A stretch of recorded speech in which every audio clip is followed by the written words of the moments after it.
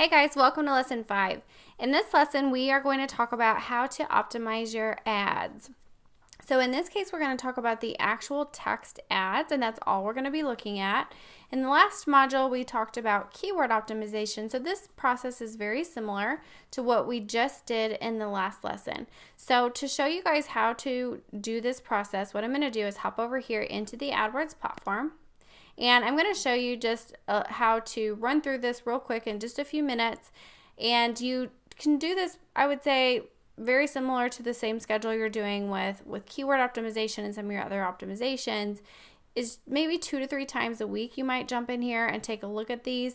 I like to do it daily, but that's just because I really like to stay on top of things, and we monitor everything as closely as possible to eliminate wasted spend as much as we possibly can. But as long as you can do it on a weekly basis at least and spend quite a bit of time in here, you will be okay. But like I said, 2 to 3 times a week or even daily is the best. And I've actually included an optimization schedule for you guys and a checklist. So I've got like a spreadsheet that you can download, and it's got this optimization schedule of exactly which types of things you want to be doing on a daily basis, what you can do on a weekly basis, and what you might do on a monthly basis. And I've got that spreadsheet in there for you. And then I also have a checklist in that downloads area that walks you through all the different things that you need to do on an ongoing basis to manage and optimize your account. So definitely take a look at those documents. And for now, let's jump in here and take a look at some of these ads. So again, very similarly to how we did the keyword optimization, you want to go down to the ad group level. So right now I'm in my search campaign. So I'm within my account in a search campaign, and now I'm in the LASIK candidate ad group. So I would go down through each ad group and do this at the ad group level. So once you're in there, you want to click on ads and extensions over here on this left-hand column, and then it will show you all of the active ads that you're running, and it will show you paused ads as well. And what we want to do first is we want to make sure we're looking at the right data to begin with. So you can see you have the status here, ad type, and you'll notice these ads are actually old ads in this particular account that have the old format.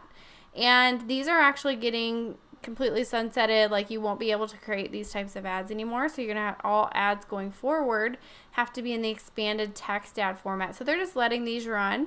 And it looks like some of them have a decent click-through rate. I haven't looked at the conversion data yet, but they do have some expanded text ads, the new ad format, running in here along with the old ad type.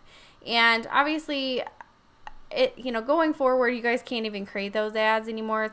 You're going to have to use the expanded text ads. So if you do have any of these hanging around, if they're doing awesome, like, don't turn them off if they're doing amazing, but if they're not doing great, obviously you just want to go ahead and get rid of those and convert them over to the new format. So once you're in here, let's go ahead and modify our columns so that we can see the data that's important to us. So I want to see the number of conversions at the ad level. And I want to see the cost per conversion and the conversion rate in this case. So I'm going to apply that. All right. So now I can see some good data on these ads. So first of all, before we talk about the metrics, one rule that you need to always remember is that you need to have at least 2 to 3 ads at a minimum, always running and active in each ad group. And the reason for that is because we want to test out different approaches. So we want to test different headlines. So for example, you can see there's this headline, "Am I a LASIK candidate?" versus "Is LASIK right for me?" So that's a really good split test to run on an ad headline to find out, which of these headlines is going to convert better for this audience and for these specific keywords that we're running. And then we've got some other headlines down here. Do I qualify for LASIK?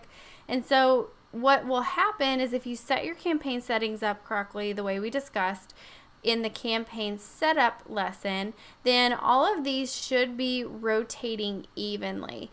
And then it's up to you to come in here and look at the data and decide, okay, when is it time for me to pause a certain ad or not? And you want to do your own optimization. If you have it set to allow Google to optimize for you, then you may not be checking it as much, and there may be another reason why you're doing that, but it will go in there and like stop showing, or, you know, kind of slow down the showing of ads that Google feels aren't going to convert as well.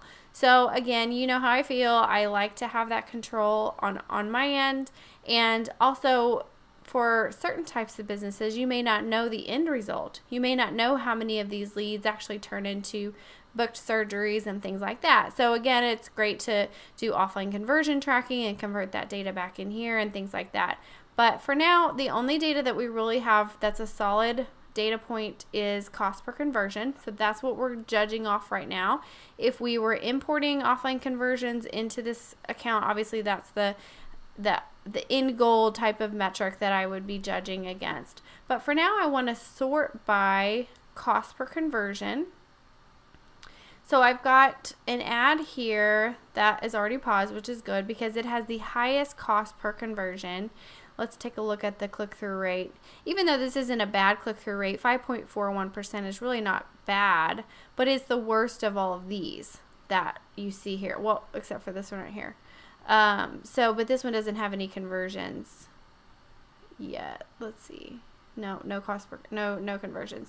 But this one's not doing great either because it's already spent $93 and hasn't had a single conversion. So in this particular ad group, what I would recommend doing is pausing the highest cost per conversion ad, the one that has the lowest click-through rate and is doing the worst. I'd recommend pausing that one. So that one's paused. That's good. And then again down here, and even if it doesn't have conversion data, but it's costing you money, and you've gotten beyond the point of where it's not a good cost per conversion, it's not probably enough data to make that decision. But one rule that I've always kind of had, and it seemed to work pretty good for me over the years, is that if you get past your target CPA mark without any conversions at all, that's probably a sign that it's not on the right track for being a great ad. So I would recommend pausing this one since we're past our target CPA here. So I'd recommend pausing this and then just kind of scrolling up through here. We've got some ads that are performing really well. So these are converting at like $12.95. That's a 23% conversion rate. This one has a 29% conversion rate. So these are doing really, really well. So I would obviously not pause these. I would let these keep going. And oddly, they are the old ad format. So we don't want to pause those because they're doing really, really well. And they brought in, quite a few conversions, 48 conversions here at $20 each. That's really, really good. So I'm going to scroll up here, and as you get up into the higher cost per conversion, that's where you might consider turning off some of these ads and pausing some of the ads, because you're not really going to hurt yourself by pausing ads the way that you would when you're pausing keywords, because keywords are what bring in the traffic. And when a keyword is triggered in an ad group, Google has to decide, okay, these are all of the possible ads that I can show for that keyword if it's in this ad group. So what we obviously want to try to aim for is to allow Google to show the ad that we have in our ad group set here that's the most likely to convert at the highest rate. That's the goal. And so if we have too many ads running, then we don't really know, obviously it's going to rotate indefinitely. It's going to rotate evenly if we have our settings set that way. But Google, so if you do have your settings set that way, it's going to rotate through them fairly evenly until obviously you pause them. It's not going to show them at all. But we want to, over time, start optimizing ourselves and figuring out which one we see clearly is a winner. So I'm going to just start pausing some of these that are clearly not winners, and they're converting at not as high of a rate. So I'm going to pause this one. And let's see, I'm going to pause this one. I'm going to pause this one.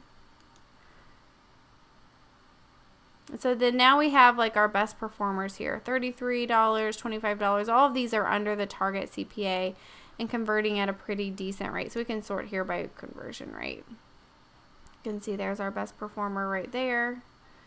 Those are all pretty good. So we can leave all of those running. Now you could, over time, you might eventually get to a point where you just have, one or two. I always recommend having at least two though. I could, you might say, oh, well, we found our winner, but we always try to split test. No matter what, we always try to have one that we're running against to always, be improving. I always feel like there's room for improvement. So in this ad group, there's probably a few too many ads, and we could probably pause one or two more. Let's see what else we could pause here. We could pause this $35 one. Maybe this one. So you guys get the point. So you want to go through here and just do this same process and take a look at which ads are performing the best and pause your underperformers. And then if you get down to just having, one ad left, then you need to create a new split test for it and try to come up with a new idea that might perform better than your existing ad. But there are times when you get to a point where you kind of do find a winner, and it's hard to find an ad that performs better, and that's great. So if you get to that point, awesome. That means you're running profitable campaigns, and they should be performing really, really well for you. So if you guys have any questions about how to go in here and take a look at your ad level data and optimize your campaigns for, what's performing better, this is pretty straightforward, so you guys should be able to do this no problems. So just reach out in the group if you have any questions at all. If you want me to take a look at your ads, I'm happy to, and I will see you guys in the next lesson.